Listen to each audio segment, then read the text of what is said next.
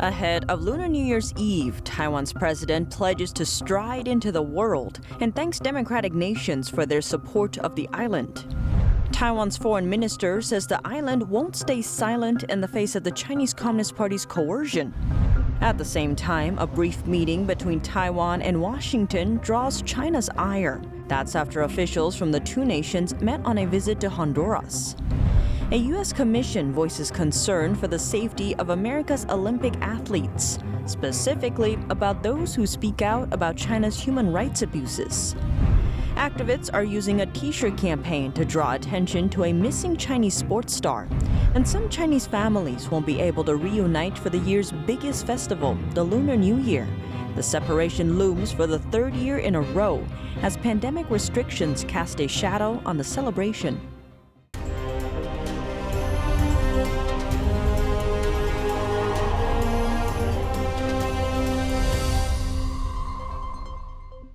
Welcome to China in Focus. I'm Tiffany Meyer. February 1st is the Lunar New Year, and Taiwan is sending a message of thanks to all democratic countries who helped the country in the last year. The island's president in her Lunar New Year message on Sunday saying, I want to especially thank all democratic partners for their support to Taiwan over the past year. We will continue to deepen exchanges with all countries and stride out into the world. China claims the democratically ruled island as its own territory. Over the past few years, China has stepped up efforts to limit Taiwan's international role, as well as lambasting those who support it. But ahead of the Lunar New Year's Eve on Monday, which is the formal start of the most important holiday in the Chinese-speaking world, Tsai's pledge to stride out into the world for the Year of the Tiger appears to be sounding a defiant note in the face of unrelenting pressure from Beijing.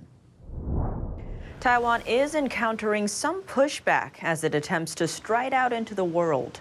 New talks between Washington and Taiwan are driving ire from Beijing. The country's foreign ministry just condemned the two on Friday after a brief meeting between U.S. Vice President Kamala Harris and her Taiwanese counterpart, William Lai. The ministry's spokesperson says Taiwan is only a province of China, asking, quote, where did the vice president come from? Earlier, the pair were in Honduras for the inauguration of the country's new president, Xiomara Castro.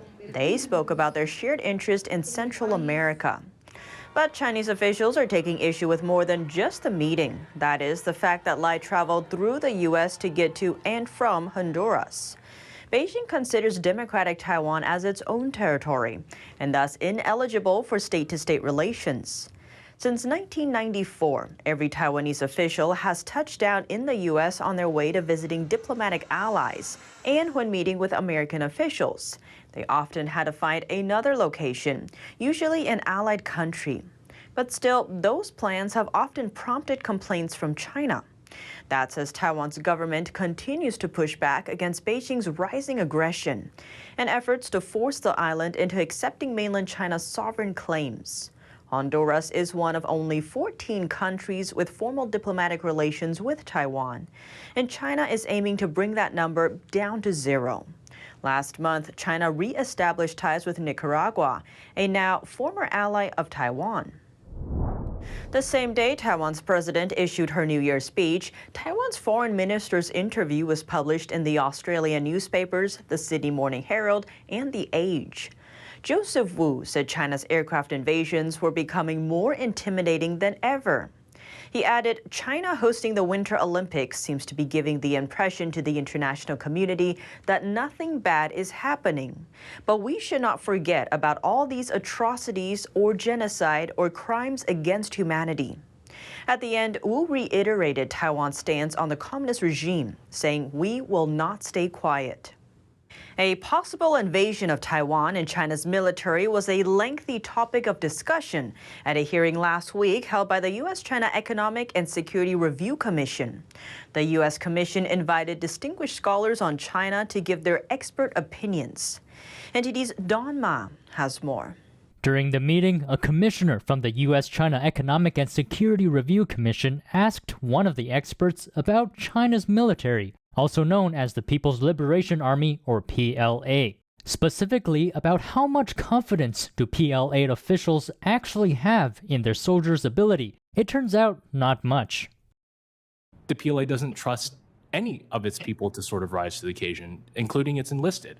A 2000, I forget the date, an early 2000 PLA document talking about psychological warfare explicitly says that the young generation in China is fearful of death and greedy for life. This is them saying it themselves, and this does not speak to a military that is especially confident. Another commissioner asked what deficiencies are stopping China's military from invading Taiwan. I'm gonna get right back to the people. They continue to harp on how incapable the people of the PLA are. They look at they're not 100% sure on the political reliability. They're not convinced that, especially senior commanders, are sort of cognizant of what is required in modern warfare. In an anecdote I would provide is the current Air Force commander is the first Air Force commander to have actually flown a modern fourth generation fighter. The rest of them have only ever flown old Soviet sort of third and second generation type fighters. Another expert says he worries Xi Jinping might invade Taiwan because people around Xi are afraid to tell him about the PLA's actual strength or lack thereof. It's a politically dangerous thing to do, to be the person who's saying, no, I think we need to slow down and we can't do that right now, because it leads to questions of, well, what the hell have you been spending all this money on, and what have we been training, and what have you been telling me for the last 20 years about the culmination of PLA capability? I guess my concern is that the swagger and the confidence and the sort of vibe that we're getting out of Beijing over the last couple of years, I worry very much that Xi Jinping is eating his own dog food, and that he believes that he is now at the head of a world-class military. And there's a greater risk acceptance and a greater assumption that they will prevail in these scenarios. There's a greater confidence in the decline of others. You know, the U.S. free press gives them plenty of ammunition to believe that we have a hollow military strategy in the Western Pacific, that it is underfunded and undergunned and undermanned and undermunitioned. And all of those. The panel of experts also touched on China's use of artificial intelligence, but it seems Beijing is far from having a military AI system that can make independent strategic decisions. They can employ artificial intelligence or machine learning technologies at tactical levels. So in terms of processing radar signals and saying, is that an F-35 or a B-1? The discussion at the operational and strategic level is incredibly abstract from what I've read. Despite that AI being in its early stages, China has tremendous confidence in it. An expert says that confidence has led to some interesting results, like designing the AI algorithm to be loyal to Xi Jinping's philosophy, called Xi Jinping Thought. There's also some, frankly, hilarious articles that discuss making the algorithms also loyal to Xi Jinping Thought, so they can make both the politically correct decision as well as the military operationally correct decision.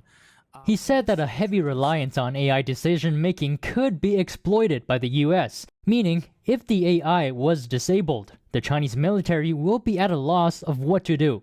Don Ma, NTD News. The Beijing Olympics is right around the corner, and a U.S. agency is raising the alarm over U.S. athletes' safety. The Congressional Executive Commission on China is pressing U.S. Olympic officials to protect American athletes. That is, if the athletes choose to speak out against China's human rights abuses. In a letter, the commission urged the U.S. Olympic and Paralympic Committee to be vigilant and prepared to defend any Olympians who speak out. This comes after a senior Chinese official warned that speech against the Olympic spirit or in violation of Chinese laws are subject to punishment. But what is considered violating Chinese laws? The Chinese Constitution sets it in law that China is ruled by the Chinese Communist Party.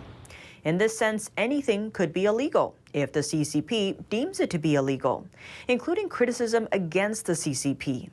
The U.S. Commission says that Chinese authorities have imposed exit bans on U.S. citizens and jailed foreign nationals for political reasons.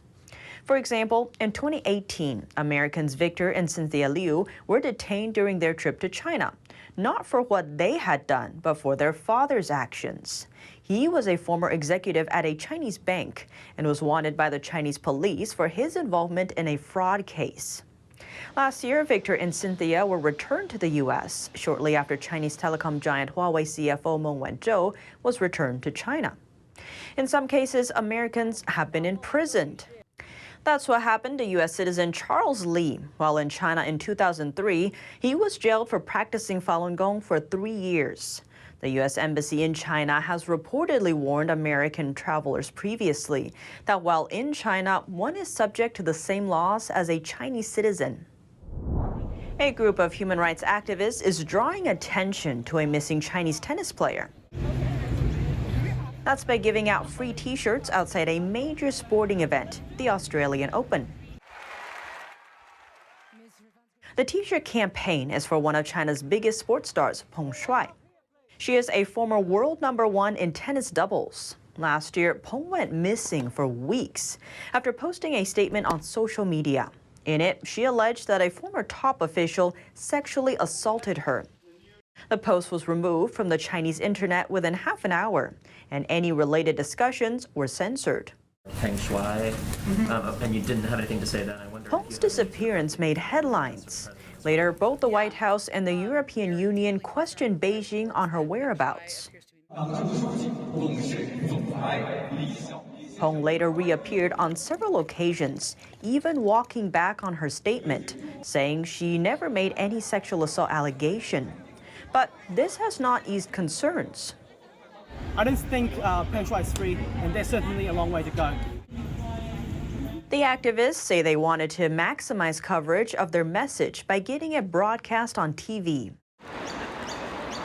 At first, the Australian Open banned these T-shirts, but the organizers later rolled back the ban after receiving backlash. One sports fan explains why she wears the T-shirt.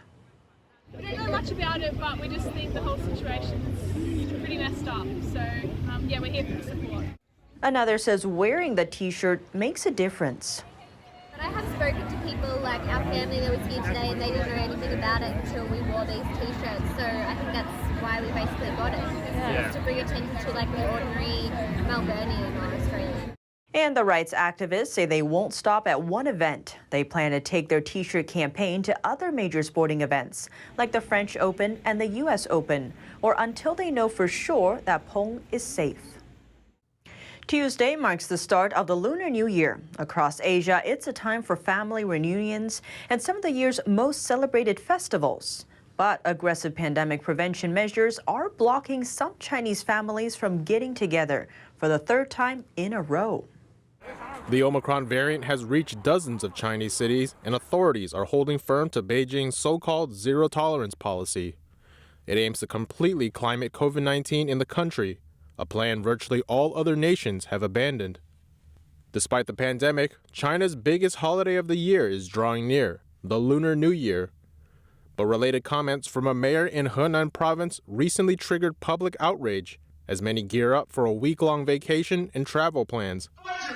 Anyone who comes back from an area deemed medium to high risk of infection, regardless of vaccination status or whether you have a negative test from within 48 hours, as long as you come back, you'll first be quarantined and then detained. The mayor described the prospect of going back home to visit family as malicious, and the comment isn't an isolated case. Some have started sharing related experiences through Chinese social media site Weibo. One of them is high school student from Henan province who attends a boarding school in another city. She says she had to get tested for the virus a whopping 18 times before she was granted permission to leave school and travel home. All of those 18 tests came back negative. On her way home, she was stopped by workers at a pandemic prevention booth. She and her mother, who had come to pick her up, were told they couldn't go home. That evening, they were forced to endure heavy snow and winter conditions for 9 hours.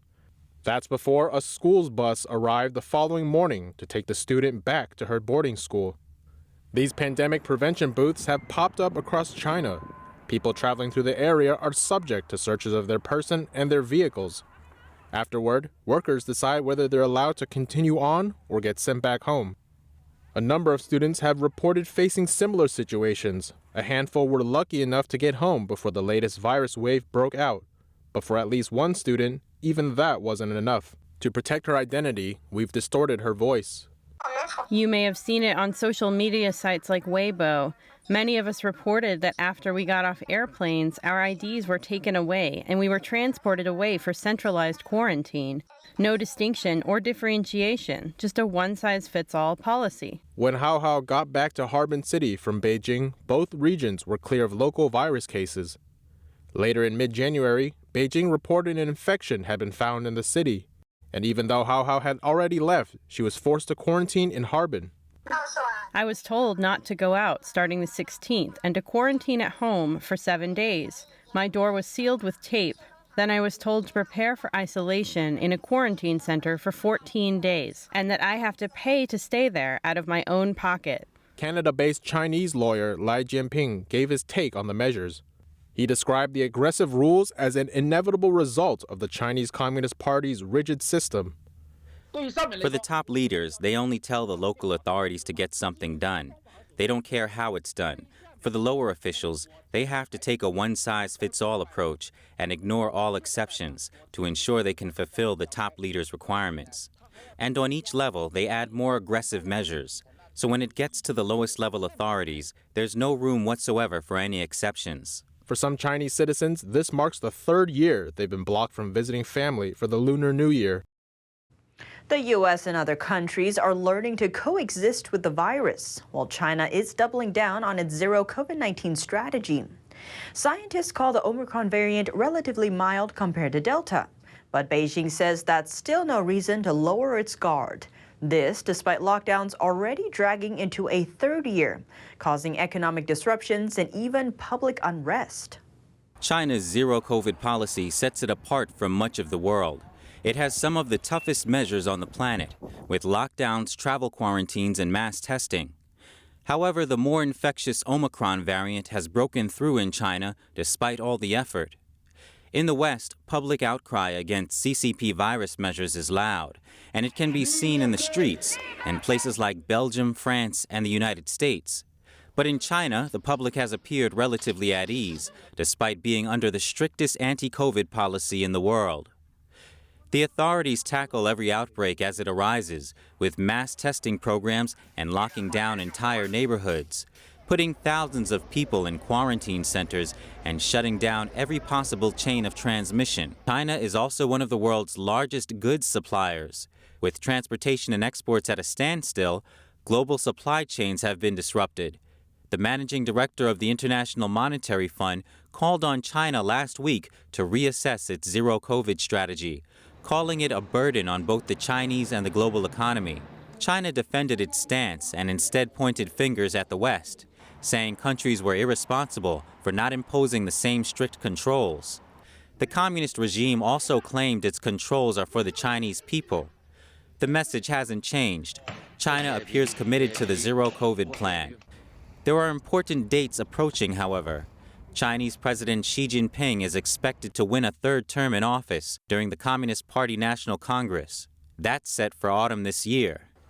According to what the Chinese Communist Party did in the past, it's likely that China won't drop the controls until that important meeting passes and everything is settled. China has sent another city under lockdown orders in recent days, but the situation is proving unusual. Unlike many other lockdowns across China, stay-at-home orders in the northern city of Xiong'an have seemingly been given in secret. The intensive lockdown started last Monday after 5 positive cases popped up in the city. The difference? Very few people outside of the city seemed to be aware of what was going on, and even some of those inside seemed to be unaware. Until now, 1 week later. None of China's officials or news outlets have announced the lockdown. Paris-based news service Agence France-Presse, or AFP, cited a local official, saying they expect the situation to last around a week. But the official added he has no idea how long the lockdown is expected to last. That is among the only sources confirming the city's lockdown. According to German outlet Die Zeit, authorities in Xiong'an set up roadblocks in the city and told residents to stay inside. Some residents got the memo from an anonymous WeChat account detailing how the city would be under lockdown for the next 7 days. WeChat is one of China's most popular social media messaging apps. At the same time, instead of issuing a public notice of the closure, police officers individually told business owners to close their stores and restaurants. A number of residents say they learned about the lockdown only after stores were already shuttered. Xiong'an is the most recently established city in China. Communist leader Xi Jinping designated it the Xiong'an New Area in 2017, aiming to make it a satellite city of Beijing. The regime soon elevated the project to the level of what's called national significance. The regime committed an estimated $600 billion to Xiong'an. A special committee by the European Parliament has been investigating for about 18 months how foreign agents are influencing and subverting EU countries. The director of the French military think tank now says why there's hope for the EU to better understand the threat of Chinese influence operations. This report comes from NTD's France correspondent David Vives. How the Chinese Communist Party is looking to infiltrate and influence EU countries is increasingly becoming a hot topic for the European Parliament. A EU Special Committee on Foreign Interference and Disinformation has now finalized its inquiry that started 1.5 years ago. The committee has conducted 50 hearings with around 130 experts. It has been investigating the different ways in which foreign agents infringe and subvert democratic processes. The committee has focused on both organizations as well as governmental actors, including China. Jean-Baptiste Jean-Vilmer is the director of the Institute for Strategic Research at French Ministry of the Armed Forces. He mentioned some of the committee's conclusions. Here are some measures proposed by the committee. Provide financing alternatives to Chinese foreign direct investment, used as a geopolitical tool. So we see they care about the Chinese influence operations. Another point is to ban foreign funding of political parties in Europe. In September 2021, Vilmer's Institute released a 650-page report on China's influence operation. The report details key strategies by the Chinese Communist Party to project its influence in foreign countries. For example, it mentions direct interference into electoral systems, as in the case of Canada and Australia. Another example documented in the report is how the CCP partners with or sometimes recruits former politicians and invite members of parliament to travel to China. This allows the CCP to get information or intelligence on foreign countries and also open doors for Chinese companies to enter foreign markets. And also, one recommendation by the committee is to make it harder for the CCP to recruit high-level politicians soon after they have retired. In Taiwan, there is a problem with former generals. When these generals retire, they are offered by the Chinese to work for them. They are being paid to provide information on their colleagues in the military who are still on active duty in the country.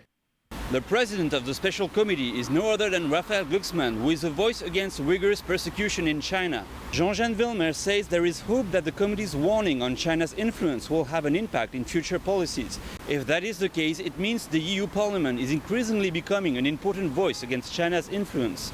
David Vives, NTD News, Paris. And that's all for today's China in Focus. Thanks for watching and see you tomorrow.